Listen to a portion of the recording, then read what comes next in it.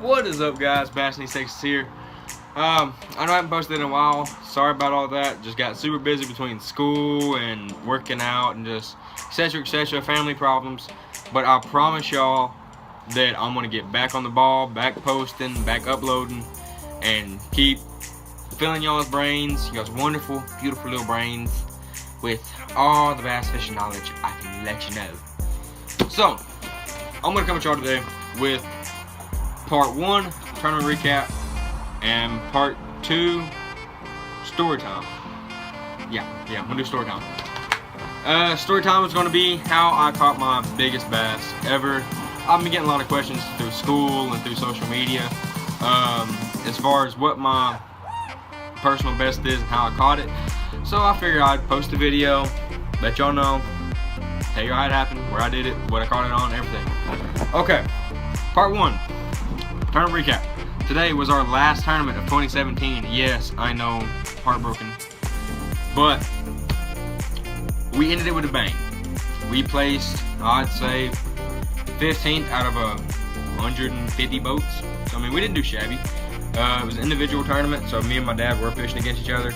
I weighed in 4 fish, he weighed in 5. His 5 fish weight was 5.48. My 4 fish weight was 5.10. So I mean, we didn't do terrible. Caught them all on moving baits on grass flats on Lake Fork. So if you're looking to go out at Lake Fork and catch a buttload of fish, throw a swim bait or a spinner bait or a crank bait or any kind of moving bait over a point with grass. Okay, that's our strategy. That's exactly what we did today. So if you got Lake Fork, catch a buttload of fish, just go find a grass flat, throw a moving bait over top of it. Start out in the morning with a top water moving bait. Go from there. You're set up for Lake Fork. Okay. Story time.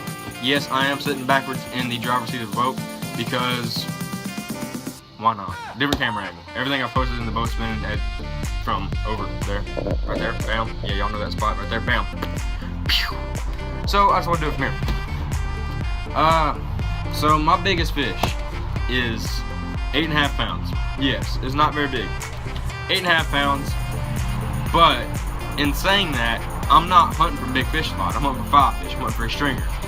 That's all I do. I fish stringer tournaments. Y'all know me. Y'all know from school, social media, etc. I fish stringer tournaments. I don't fish a lot of one big fish. I don't hunt for one big fish a lot. And the one time I did catch this one big fish, I was actually looking for one big fish. So I caught it. I had the boat for a year. Caught it in 2015. November of 2015. That was the first month. That month. 2 weeks before I caught this fish was the first time I'd ever been on Lake Monticello in Pittsburgh, Texas. Yeah, it's right there next to Bob Sandlin. I'm sure you've all heard of it. Yeah, okay. Monticello. This was like the 3rd time I'd ever been out there.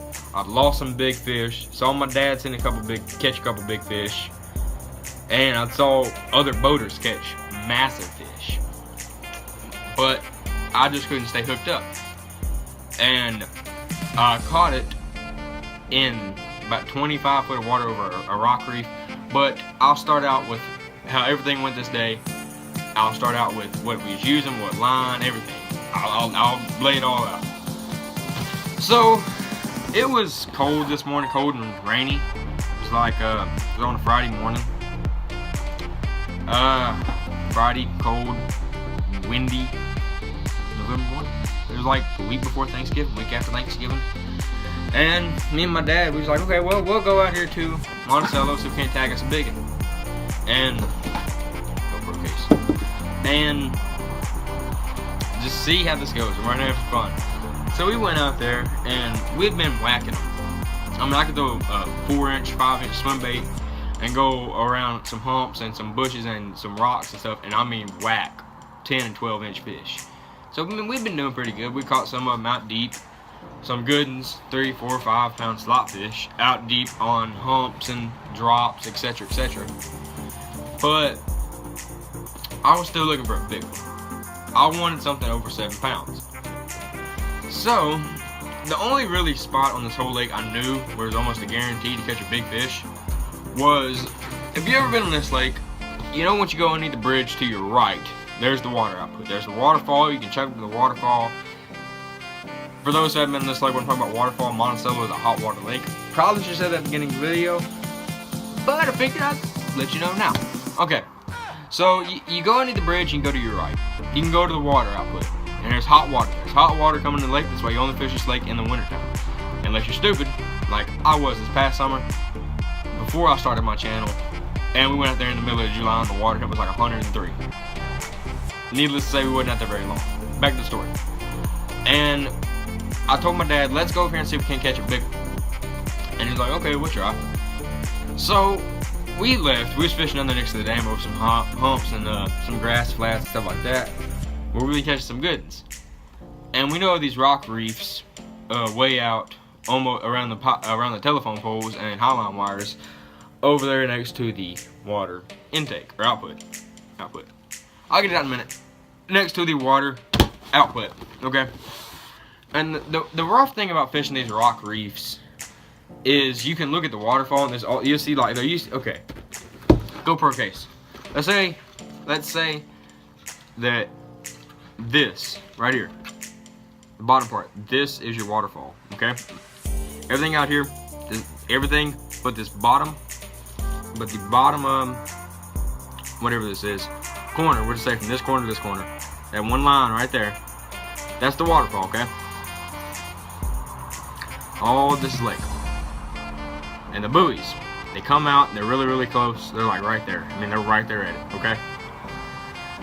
You'll see boats lined up with every single buoy. Every single buoy. I mean, you can see them bam, bam, bam, bam, bam. There'll be 20 boats lined up right through there, okay?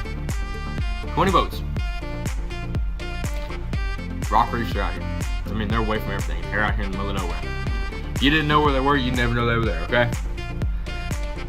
You can see these boats, they'd quietly use a bigger chunk of DD22 and they catch big. And we've watched 2-3 guys catch 9-pounders, okay? That's enough. It's enough of this. I can explain it for you.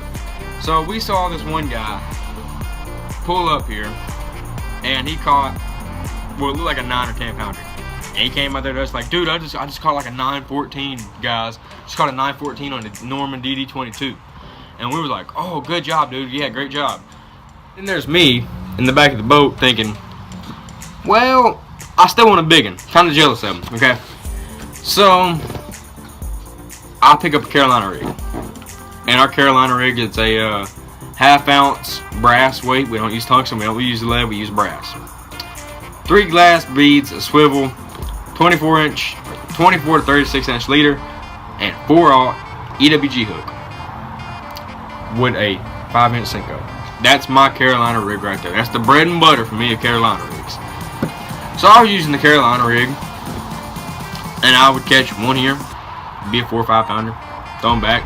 Yeah, whoa, 4 or 5, sometimes a 6. Whoa, catching big fish. But down deep in my mind, in the back of my mind, what back here, I wanted a big one. I mean, I wanted the mother of them all, the biggest one I could find out there. So we fished there for 3 or 4 hours, and I'd been catching some good 4 to 6 pounders, and my dad picked up his Carolina rig. We were both Carolina. He stuck a good bams, like a good 7.5, 8 pounder. I was like, yes. He's like, chunk right over there. I didn't listen. He was saying chunk towards the water in output. I turned around and chunked towards the telephone pole. Whoa. Telephone pole. And I let it sink to the bottom. And usually with the Carolina rig bite, it's more like a little brim picking at your bait. If you ever felt that, it's kind of like a little brim just tick, tick, tick, tick, ting, ting, ting, ting, ting. That's what a Carolina rig bite feels like. If you ever caught one on a crankbait, whenever they're really active, I mean, they're bam. That's how they hit, just bam. Feels like a freight train hitting it. This was absolutely the hardest hit I have ever had on a crankbait. Without a shadow of a doubt, hardest hit ever I've ever had on a Carolina rig. So I'm dragging it along and bam! I mean, yanks the rod out of my hand almost. I set the hook, I fight him halfway to the boat. Line breaks. I'm heartbroken. I rig another one up. make another bomber cast towards telephone pole. Same thing. Bam! Load into them. And I changed out my string. I went from a 15-pound leader to a 20-pound leader with a 25-pound main line. I mean, I yanked as hard as I could.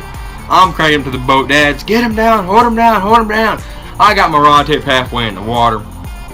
He finally gets underneath there, and I'm ecstatic. I am ecstatic.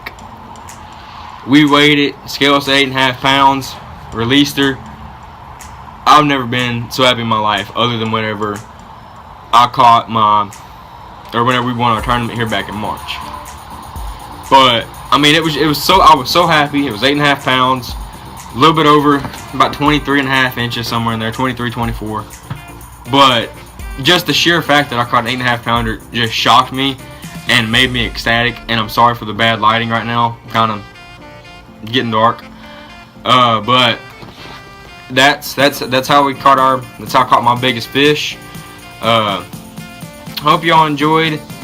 If you enjoyed this video and want to see more like this video, please hit that like button, comment what you think below, and click the subscribe button, please. I'm trying to hit my 100 subscriber mark by the end of this month. If y'all do that, I will promise I will have a giveaway of some lures, a buff, maybe some lures and a buff, maybe even a hat. I promise, guys. So please hit that like button and subscribe. Catch y'all at the lake. This is Bass in East Texas. Catch y'all later.